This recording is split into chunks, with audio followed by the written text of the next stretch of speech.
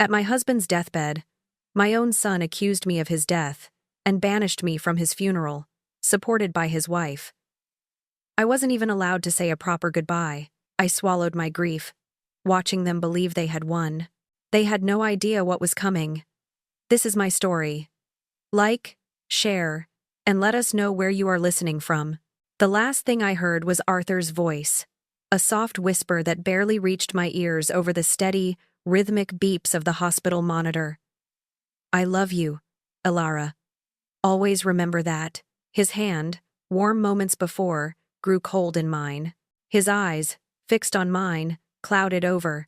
Then came the piercing, agonizing flatline. My world, once anchored by his unwavering presence for over 40 years, shattered into a million pieces. The sound echoed in the sterile room, a harsh testament to the finality of it all. I felt a primal scream rising in my throat, but only a choked sob escaped. The nurses rushed in, their faces grim, but I knew. Arthur was gone. Before I could even process the full weight of my loss, the door burst open. It wasn't the kind doctor, nor a comforting friend. It was Ethan, my son. His face contorted in a mask of pure rage. He didn't look at me, didn't acknowledge my tears. His eyes were fixed on the still figure of his father. "What did you do?" he snarled, his voice cutting through the heavy air. "You were supposed to be watching him. What happened? You were negligent, weren't you?" The words hit me like a physical blow. Negligent? I had barely left Arthur's side for weeks. My own son was accusing me of causing his father's death. The grief in my chest transformed into a sharp, disbelieving pain. "Ethan, how can you say that?" I whispered, my voice raw and broken. I tried to stand, to reach for him, to explain. I called you yesterday, remember? I told you he wasn't doing well, that the doctors were worried. I asked you to come. I wanted him to share in this sorrow, to be my strength. Instead, he just stood there, his jaw tight. You said you were too busy with work. You said you'd visit tomorrow. The words hung in the air, a painful reminder of his absence when his father needed him most. Now, he dared to accuse me. He dismissed my explanation with a wave of his hand, a gesture that spoke volumes of his contempt. "This isn't the time for your dramatics, Mom," he snapped, his voice devoid of any empathy. Dramatics? My husband, his father, had just died. My heart was ripped open. How could he be so cold? He didn't see my grief. He saw an inconvenience, a performance. He had always been distant, but this was a new level of cruel. My tears felt like a weakness in front of him, something to be ashamed of. Then came the declaration that stripped me of any remaining dignity. "I'll handle everything," he announced, his gaze sweeping over me as if I were a stranger. "The funeral, the arrangements, everything. Real arrangements, not whatever mess you'd create." The implication was clear. I was incapable, unfit, even to plan my own husband's farewell. The man I had loved, supported, and built a life with was reduced to something I was not allowed to touch. My voice failed me, stuck in my throat, unable to fight back against this sudden, brutal takeover. Just then, Chloe, my daughter-in-law, appeared in the doorway. Her face was composed, almost serene. A stark contrast to my tear-streaked face. She walked over, placing a hand gently on Ethan's arm, but her eyes held a cold, unwavering support for his words. "Ethan is right, Elara," she said, her voice soft but firm. "You look exhausted. You should go home and rest." It sounded like concern, but it felt like an order, a polite dismissal. They were a united front, pushing me out, erasing my role. "No," I managed to say, finding a sliver of strength. "I want to stay with him a little longer." My eyes pleaded with Ethan, desperate for just a few more moments with Arthur, to hold his hand, to say goodbye properly, alone. But Ethan stood firm, blocking my path to the bed, an unyielding wall between me and my husband. He didn't budge, his expression unreadable, but his intent was clear. I would not be allowed. His next words cemented my utter humiliation. "You can't even balance a checkbook, Mom," he scoffed, a sneer twisting his lips. "You think I'm going to trust you with Dad's funeral?" His condescension was boundless. He had always made me feel small, but this felt like a public stripping of my worth, not just as a wife, but as a competent adult. The long years of Arthur handling the finances, ensuring I never had to worry about such things, were now being used against me. Then came the final, crushing blow. "And don't even think about showing up at the funeral home tonight for the viewing," he commanded, his voice sharp and final. "You'll just embarrass yourself. Banishment." From my own husband's viewing, he was denying me the chance to say goodbye, to grieve among friends and family, because he feared I would somehow embarrass him. My heart ached with an unbearable weight, a combination of sorrow and indignation. Chloe, ever the practical one, took my arm, her grip surprisingly strong. "Come on, Elara. Let's get you home where you belong." Her words, meant to be comforting, made me feel like an invalid, a burden to be shuttled away. As she led me out of the hospital, I felt utterly useless, unwanted. I was a problem to be solved, not a grieving widow. The world had gone silent around me, yet the internal screams of my soul were deafening. Sitting in Chloe's car, watching the familiar streets blur by, a new feeling began to stir within me, slowly pushing through the fog of grief and shock. Ethan's cruelty, his blatant disrespect, it wasn't just about my supposed incompetence.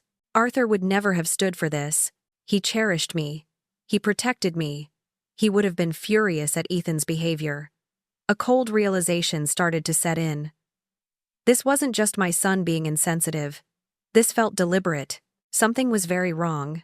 The seeds of doubt, tiny but persistent, began to sprout in the barren landscape of my shattered heart. The heavy silence of my car was a stark contrast to the quiet murmur of voices drifting from the brightly lit entrance of the funeral home. It was supposed to be a place of shared sorrow, a sanctuary where loved ones gathered to honor a life. For me, it was a forbidden zone. I sat hunched in the driver's seat, the engine off, the windows slightly fogged, watching the parade of familiar faces enter to pay their respects to Arthur.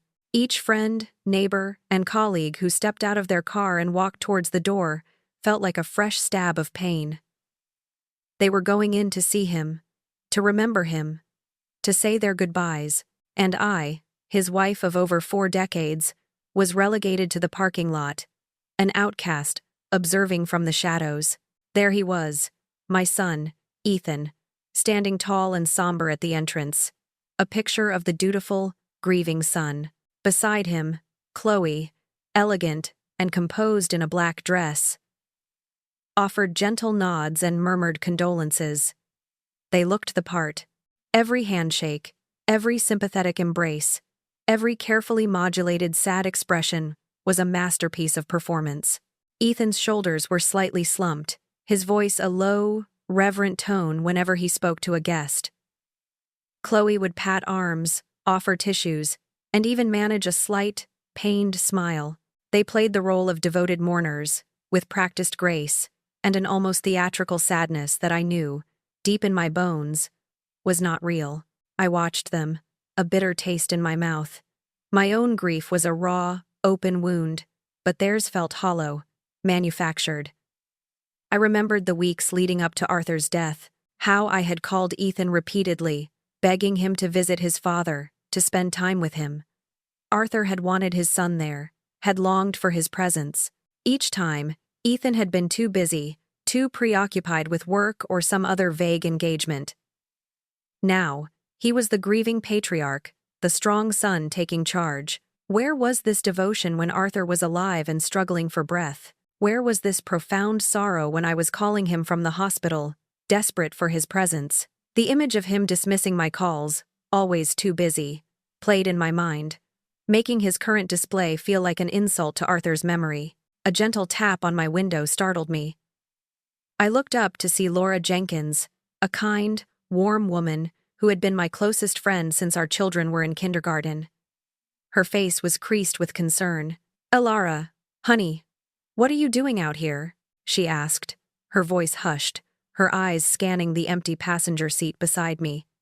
She opened the door, letting in a gust of cold air and a waft of the funeral home's floral scent. "Why aren't you inside?" "Everyone is asking for you." My heart pounded. How could I explain? How could I tell my friend that my own son had banished me from my husband's viewing? The shame was overwhelming. I forced a weak smile, my throat tightening. "Oh, Laura," I began, fumbling for an excuse. "Ethan is handling everything. You know how he is. He thinks I get too emotional. He insisted I needed to rest. You know me. I tend to break down easily." The lie felt heavy and brittle, crumbling even as I spoke it.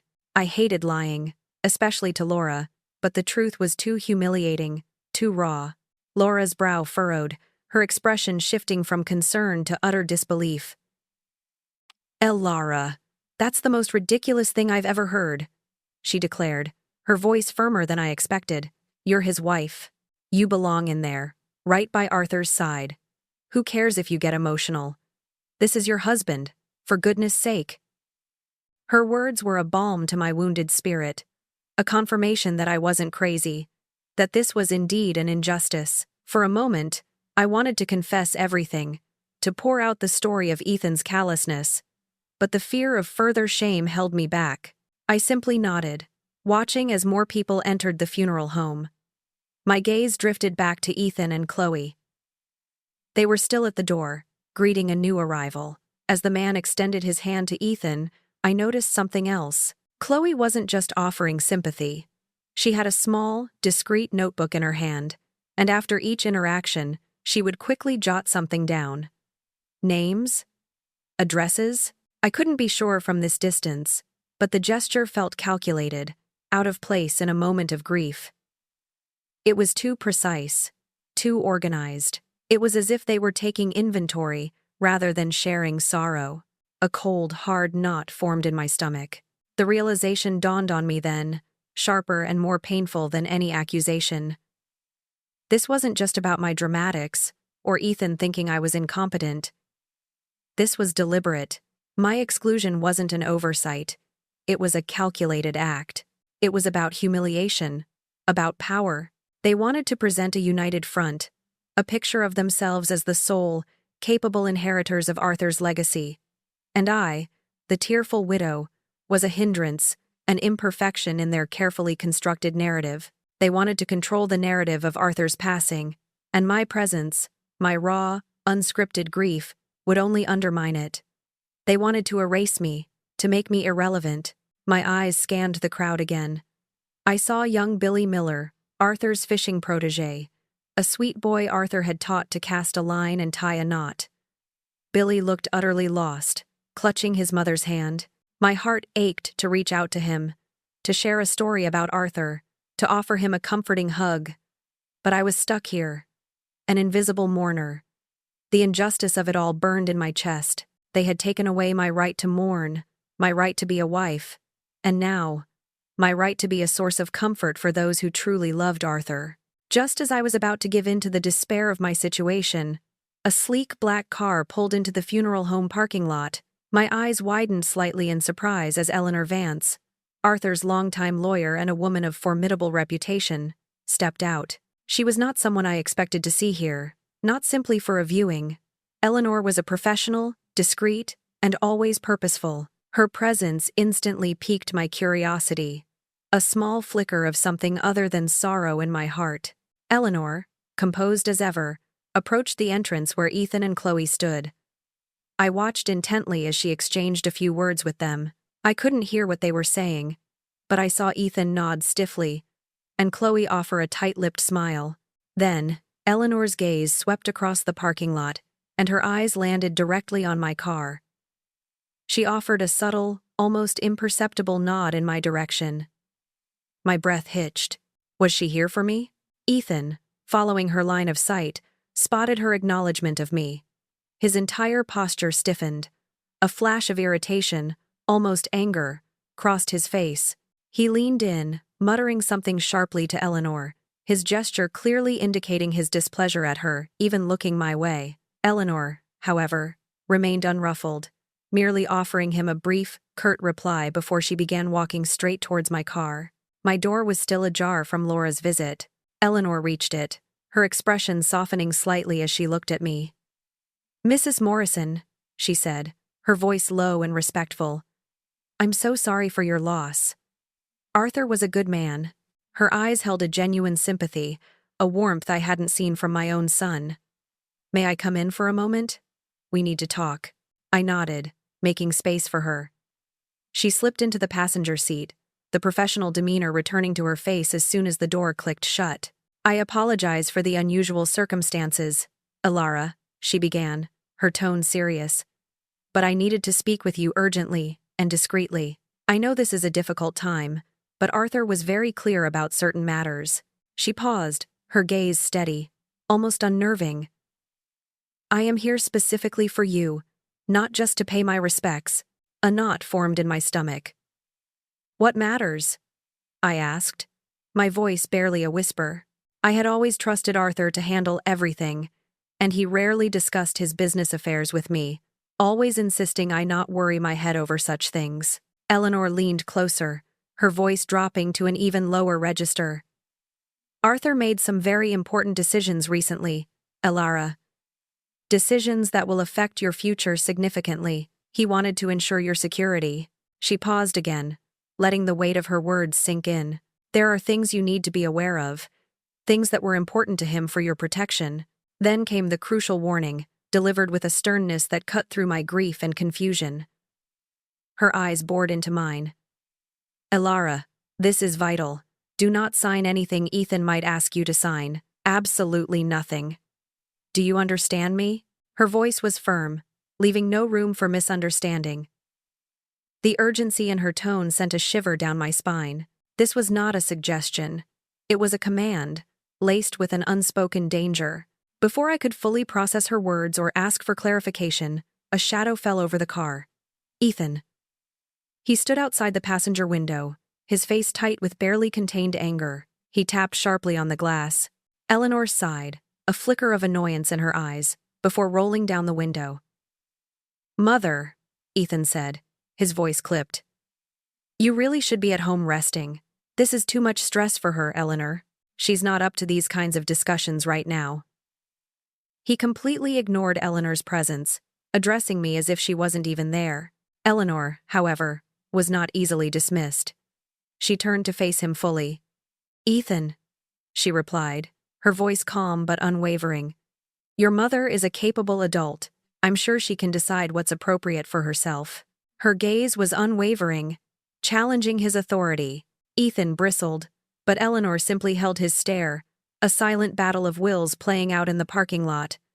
After a tense moment, she offered me a final, significant look. "I will call you tomorrow morning, Elara. We will discuss everything in detail then.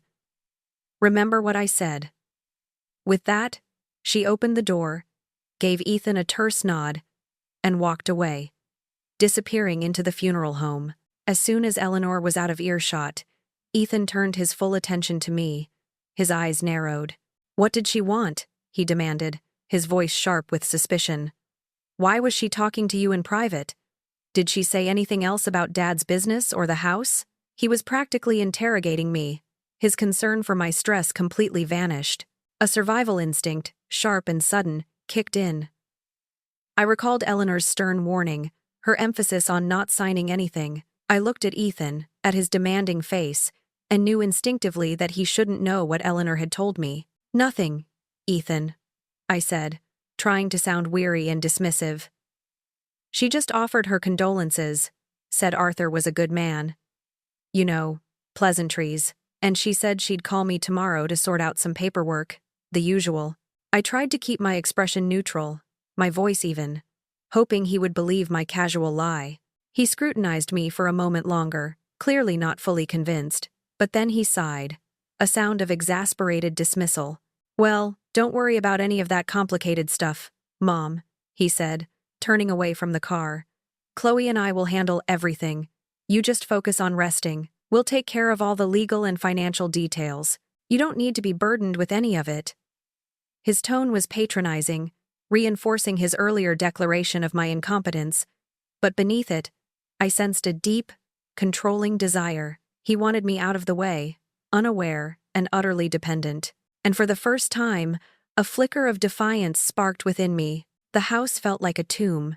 Every room, every object, resonated with Arthur's presence. His scent still lingered on his favorite armchair. His reading glasses lay on the bedside table, and his worn slippers sat beside the bed.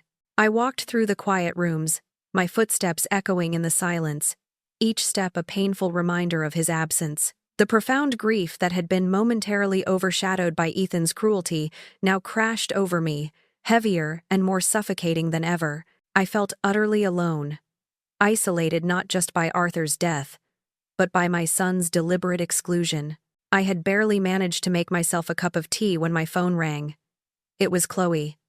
Her voice, smooth and falsely empathetic, cut through the quiet. "Elara, we're so sorry about everything. Ethan and I have been talking, and we really need to come over and discuss some practical matters with you. You know, about your future." My future. The word sounded ominous. I didn't want to discuss anything, especially not with them. But before I could protest, she added, "We'll be there in 20 minutes. The call ended, leaving me no room to refuse. True to her word, they arrived promptly, not like caring family, but like business associates on an urgent mission. They didn't even knock properly, merely entering with a polite but firm urgency, laden with folders and legal pads. They invaded my living room, taking over the space, placing their materials on my coffee table as if it were their own conference room. Ethan, without a moment's hesitation, settled into Arthur's favorite armchair, the one where Arthur and I had spent countless evenings talking, reading, or simply being together. It was a blatant act of territorial claim, a stark reminder of his intention to erase Arthur's presence and, by extension, mine. "Mom, we need to talk about your future," Ethan announced, getting straight to the point, his tone devoid of any real warmth or concern. He leaned forward, elbows on his knees, his gaze unwavering. Chloe, ever the meticulous one, opened a folder and began to slide glossy brochures across the coffee table towards me. My eyes fell on the cover of the top brochure. Sunset Manor Assisted Living. Your Golden Years. Reimagined. My stomach clenched. Assisted living? I was perfectly capable of living in my own home. This was my sanctuary. The place Arthur and I had built our lives together. "What is this?" I asked, my voice barely above a whisper, disbelief coloring my tone. Ethan didn't miss a beat. "Mom, be realistic. This house is way too big for you now," he argued, waving a hand around the spacious living room. "All these stairs. It's too much. And honestly, it's just filled with too many memories. It can't be good for you, constantly being reminded of Dad." He spoke as if the house itself was a burden, a monument to my grief, rather than a home filled with love. "I don't want to move," I insisted, my voice gaining a little strength. "This is my home. Arthur and I built this together." The thought of leaving, of abandoning the comfort and familiarity of these walls, was unbearable. It felt like another layer of my life being stripped away. Chloe chimed in, her voice carefully modulated. "Elara, we've looked at the finances very carefully. It's just not practical for you to stay here. The medical bills, well, they wiped out most of the savings." She shook her head gravely. "Medical bills?" I repeated, confused. Arthur had excellent insurance. He always made sure of that. We never worried about medical costs. I remembered him proudly showing me his comprehensive health plan, ensuring I would never be left with debts. Ethan sighed, a show of weary patience. "Mom, you don't understand how these things work. Dad had some very experimental treatments. Private nurses for the last few months. Specialized medications not covered by standard insurance. It all added up. Much more than anyone anticipated." Chloe nodded in agreement, her face a picture of solemn concern, though her eyes held a calculating glint. They then launched into a full-blown presentation of Sunset Manor. They listed its amenities: a dining hall, planned activities, 24/7 care, a secure environment. Each point was delivered with an air of, "This is for your own good," subtly implying my increasing incapacity. What happens when you fall and break a hip, Elara? Who's going to be there to help you? Chloe asked, her voice oozing with fake concern. We work. We have our own lives. We can't be here all the time. Ethan even invoked Arthur's name, a twisted form of manipulation. Dad would want us to make sure you're taken care of, Mom. He wouldn't want you struggling alone in this big house. The irony was sharp. Arthur would have wanted me exactly where I was, safe and secure in the home we built. He would have been furious at their attempt to displace me. My eyes scanned the brochure again, lingering on the details. Towards the bottom, in smaller print, I saw it. Monthly fee starting at $3,000. A cold wave of suspicion washed over me, solidifying the doubts Eleanor Vance had planted. If Arthur's savings were truly wiped out, how was I supposed to afford $3,000 a month? And if they were so concerned about my well-being, why were they pushing me into a situation that seemed financially impossible based on their own claims? Their fabricated debt story, combined with this hefty price tag, suddenly smelled rotten. Eleanor's warning echoed in my mind. Don't sign anything Ethan might ask you to sign. It was all starting to make a terrifying, predatory kind of sense. The funeral was a blur of polite condolences and hushed whispers, a stark, impersonal affair that felt nothing like a tribute to the vibrant man Arthur truly was. It was exactly as Ethan had planned. Formal, structured, and utterly devoid of the warmth and personal touches that defined Arthur. If you're still with me, please like, share, and subscribe to hear how this story unfolds. It's only just beginning. Ethan stood at the podium, delivering a eulogy that sounded more like a business presentation than a heartfelt goodbye to his father. He spoke of Arthur's accomplishments in the corporate world, his successful investments, his status in the community. There was no mention of Arthur's infectious laugh, his passion for fishing, his kindness to strangers, or the gentle way he always made me feel loved. He completely ignored the true passions that made Arthur. It was a sanitized, sterile version of my husband, carefully curated to fit Ethan's narrative of a respectable, successful man. I sat in the front row, a figurehead of grief, feeling like an outsider at my own husband's funeral. My heart ached, not just for Arthur, but for the countless stories I yearned to share, the anecdotes that painted a vivid picture of the man I adored. But I remained silent, a quiet observer of this carefully orchestrated performance, a phantom at the very event meant to honor the love of my life. During the post-funeral lunch, a somber gathering in the church hall, I found myself at a corner table, barely touching my food. Then, a familiar shadow fell over me. Eleanor Vance, Arthur's lawyer, pulled up a chair and sat opposite me. Her presence was a small comfort in the sea of polite strangers and detached family members. Elara. We really need to talk, Eleanor said, her voice soft but firm, cutting through the low hum of conversation. There are things about Arthur's final wishes that you need to know, and the sooner the better. Her eyes held a deep concern, confirming my earlier suspicions. Arthur was much more careful with money than your son realizes. Elara, she continued, almost as if reading my mind about the fabricated debt claims. He was meticulous. He foresaw many potential issues, and he took steps to ensure your security. Her words were a sudden burst of warmth in my desolate heart, a glimpse of Arthur's enduring love and foresight. Then, she reached into her elegant handbag and produced a sealed envelope. It was thick, cream-colored, and felt substantial in my hand. Arthur asked me to give this to you personally, and only after his passing, she explained. It's dated 6 weeks before his death. My fingers trembled as I read the elegant script on the front. For my beloved Elara, when you're ready for the truth. Arthur saw how Ethan was treating you, Elara, Eleanor revealed, her voice filled with a quiet sympathy. He saw the dismissive way he spoke to you, the lack of respect. He felt terrible that he hadn't intervened sooner, that he allowed it to continue. A wave of emotion washed over me. Arthur knew. He had seen it. Understood my pain. Even in his final days, it was a bittersweet comfort, a confirmation that I wasn't imagining Ethan's cruelty. So, he changed his will, Among other things, Eleanor stated, her voice returning to its professional tone. He made sure you would be protected, Elara. From everything. The implication was clear. Protected from Ethan. She leaned forward, her gaze intense.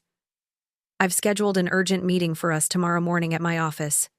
10 o'clock sharp. It's crucial you're there.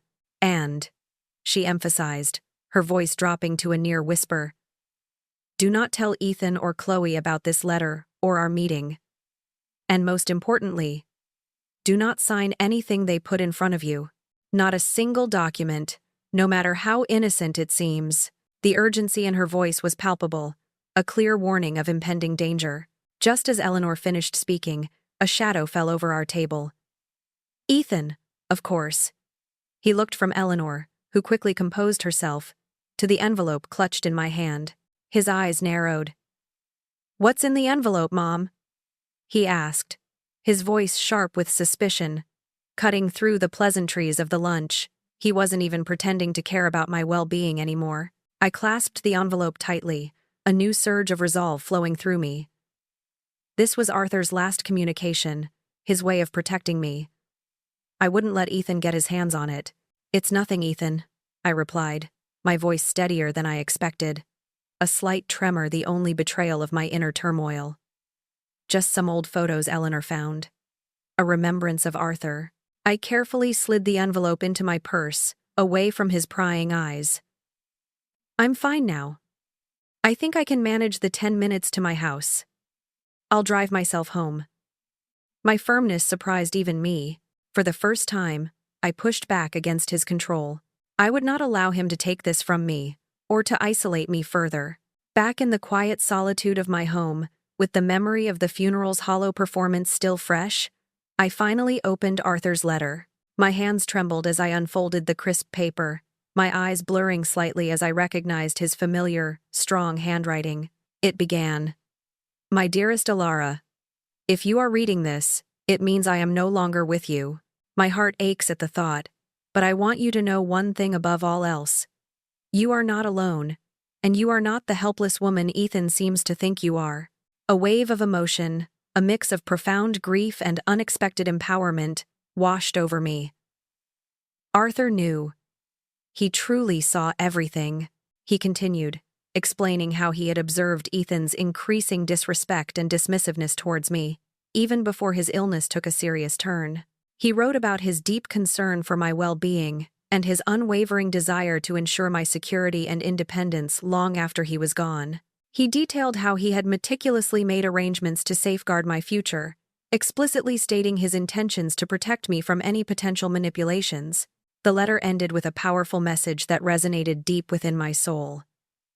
It's time for you to reclaim your life, Elara. It's time to show them the woman I've always known you to be, the woman who faced every challenge with grace and strength. Do not let them diminish you. Remember, my love, I'm always with you. His words were not just a comfort. They were a rallying cry, a call to arms for the silent warrior within me. The next morning, I arrived at Eleanor Vance's office, feeling a renewed sense of purpose. Her office was exactly as I remembered it. Professional, elegant, and filled with the scent of old books and polish. Eleanor greeted me with a solemn nod. Elara, she began. Arthur was very thorough. He took every precaution to make sure his final wishes were clear and, more importantly, impossible to contest. She first presented a thick document, bound and official-looking. This is Arthur's original will, she explained, pushing it across the polished desk, the one he had for the past 15 years. It states that everything would be divided equally between you and Ethan, with the house being yours for life, then passing to Ethan upon your passing. I nodded, vaguely remembering signing something years ago, trusting Arthur implicitly with all such matters. Then, she slid another document towards me. This one, though equally official, had a different date. This, she said, her voice dropping slightly, is Arthur's final will. It was filed just 3 months ago, shortly after his diagnosis, but before it became widely known. My eyes scanned the key points. My breath hitched Elara Morrison, was named the sole beneficiary of Arthur's entire estate. Ethan, my son, received a conditional inheritance limited to $5,000. I gasped, utterly stunned. But why? I stammered, my mind reeling. I mean, I'm grateful, of course. But Ethan is his son. His only son. Why would Arthur do something like this? The shock was immense, overshadowing even the anger I felt towards Ethan. Eleanor leaned back, her expression grave. Elara, Arthur didn't make this decision lightly. He loved Ethan. But he also saw Ethan's character. He knew how Ethan had treated you over the years, how he dismissed your intelligence and your capabilities. And he specifically saw Ethan's attempts to manipulate him. She paused, letting that sink in. Ethan had been pressuring Arthur to change the original will for almost a year, even before the cancer diagnosis. He wanted the house directly, not waiting for your passing. He was quite aggressive about it, always framing it as planning for the future and simplifying things. The words hit me hard, a painful realization of the depth of Ethan's betrayal. Not just his coldness now, but his calculated maneuvers, even when his father was alive and well. He hadn't just neglected Arthur. He had actively tried to disinherit me, using his father's trust against him. The sting of betrayal was sharp and bitter. Arthur was deeply hurt by Ethan's greed, Eleanor continued.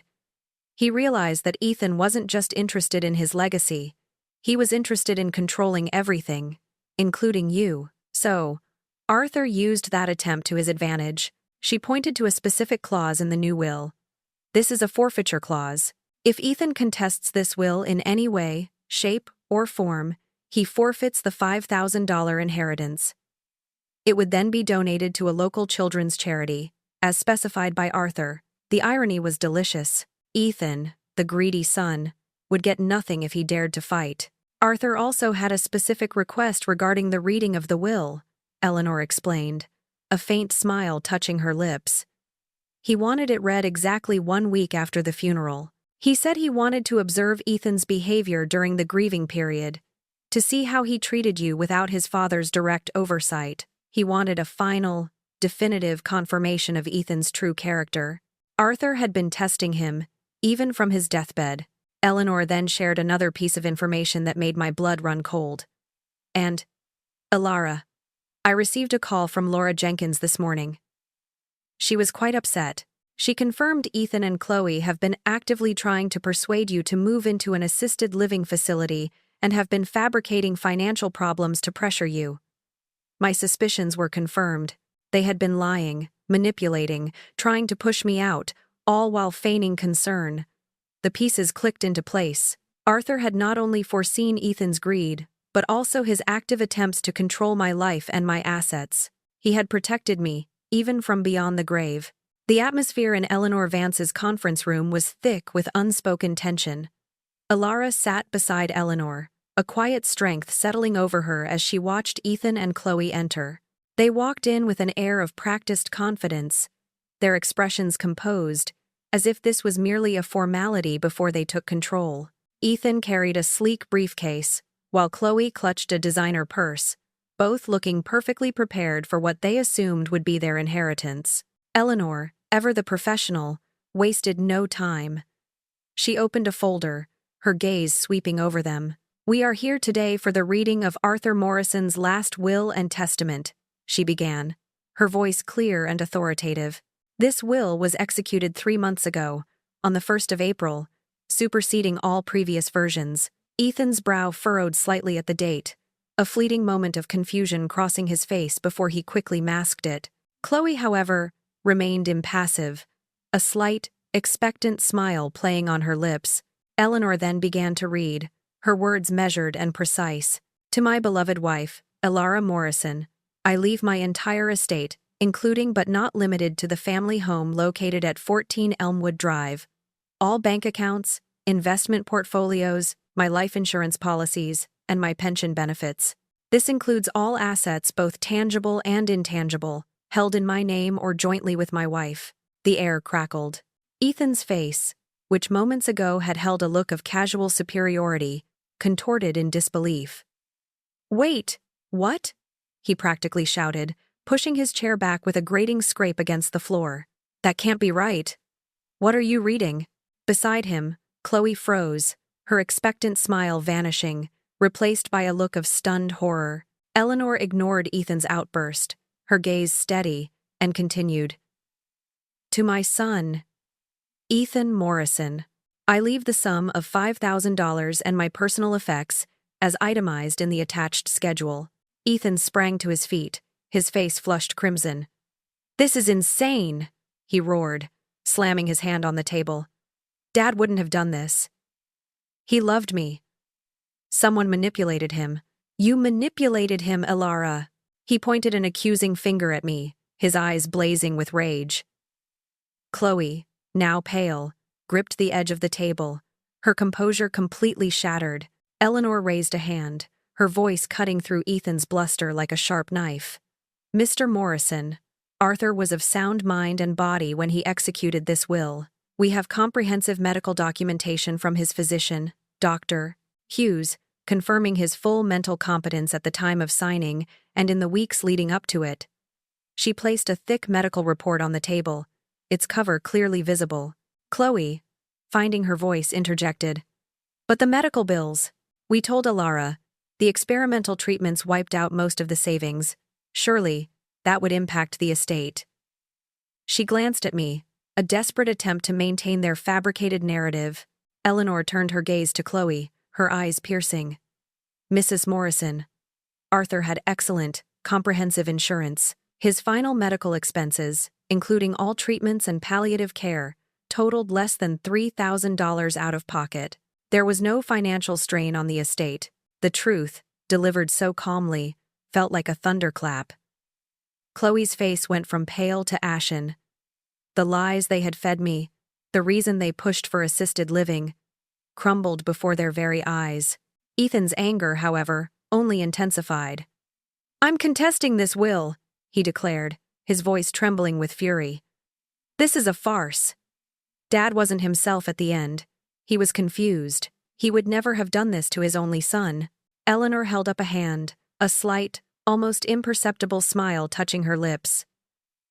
Before you do that, Mr. Morrison, you should be aware of a particular clause Arthur included in his final wishes. She paused, letting the silence hang heavy in the air. If you, Ethan Morrison, contest this will, you will forfeit your inheritance of $5,000. That sum will then be donated in its entirety to the Alzheimer's Association, a cause very important to your father. The air left Ethan's lungs in a rush. He stared at Eleanor, then at me, then back at Eleanor, his face a mask of disbelief and dawning horror. $5,000. That was all he stood to lose, but it was also all he stood to gain. The conditional inheritance, the ultimate test of his greed, now trapped him. Arthur also left a sealed letter, Eleanor stated, her voice returning to its measured tone. He requested it be read to all present at this will reading. It explains his reasons for the distribution of his estate. Ethan remained silent, his rage turning into a simmering resentment, now laced with fear. Chloe, beside him, seemed to shrink in her seat, utterly defeated. I looked at Eleanor, then at my son. The battle was far from over, but a crucial victory had been won. Finding my voice, clear and steady, I spoke. Yes, Eleanor. I think we should hear what Arthur wanted to say. It was time for Arthur's truth to unravel their deception completely. Eleanor took a deep breath, her gaze sweeping over the now stunned faces of Ethan and Chloe before settling on me, a reassuring nod in her eyes. Then, she began to read Arthur's final letter, his voice, through her words, filling the room with a heartbreaking intimacy. My dear Ethan, Eleanor read, Arthur's words resonating with a mix of sadness and firm resolve. It pains me to write this, but I have watched with growing concern the way you have treated your mother, Elara. She is the woman who stood by me for over 40 years, who sacrificed her own dreams to build a beautiful life with me. She cared for me selflessly during my illness, never leaving my side, yet you barely visited. And when you did, you often dismissed her, disregarded her feelings, and treated her as if she were a child. The letter continued. detailing specific instances of Ethan's disrespect, how he brushed off Elara's concerns, how he made her feel invisible. Arthur's elegant prose painted a vivid picture of my quiet suffering, his unwavering observation of Ethan's actions. The truth, laid bare, was agonizing for Ethan to hear. Then came the part that made Ethan flinch visibly. The final straw. "Ethan," Eleanor read, her voice firm, "was your suggestion that I sign over the house directly to you, even before my health seriously declined. You tried to persuade me that it would simplify things for Elara when I was gone. This was not about simplifying. It was a blatant attempt to disinherit your mother, the woman who loves you unconditionally. It was a betrayal of her trust and my love for her." Chloe, beside Ethan, let out a small, choked sound, her face a mask of shame. Arthur's letter concluded with a heartbreaking plea, a father's last hope for his son. "I pray that someday you'll understand that being a son means more than waiting for your inheritance. It means love, respect, and care. My greatest wish for you is that you find your way back to kindness and true compassion. I have left you a small inheritance, Ethan, a token of my love, but also a test. I hope you choose wisely." A suffocating silence descended upon the room. Ethan was frozen, his face a mixture of shock, anger, and a flicker of something akin to shame. Chloe, her composure completely shattered, buried her face in her hands, her shoulders shaking with silent sobs. The meticulously built facade of their greed and control had been utterly decimated by Arthur's loving, yet devastating, words. I looked at Ethan, my heart heavy with a complex mix of sorrow and a newfound resolve. "Arthur loved you, Ethan," I said, my voice calm and steady. "But he loved me, too, and he saw how you were treating me. He saw everything." Ethan finally stirred, lifting his head, his eyes red-rimmed and filled with a bitter accusation. "You," he spat, pointing at me. "You turned him against me. You manipulated him." I shook my head slowly, meeting his furious gaze without flinching. "No, Ethan," I replied, my voice unwavering. "You did that yourself. Arthur only ever wanted you to be a good son. To him, that meant caring for your family." Chloe, through her tears, tried one last desperate attempt to salvage their plan. "But Elara doesn't know how to manage money or property," she wailed, looking from Ethan to Eleanor. "She'll lose everything. She'll be destitute." Eleanor, with a look of pure disdain, cut her off. "Elara Morrison is a capable woman who will have full access to professional financial advisors, should she choose, and she will have the full support of my firm to manage her affairs." I stepped in, a quiet strength radiating from me. "I'm perfectly capable of maintaining my home, Chloe.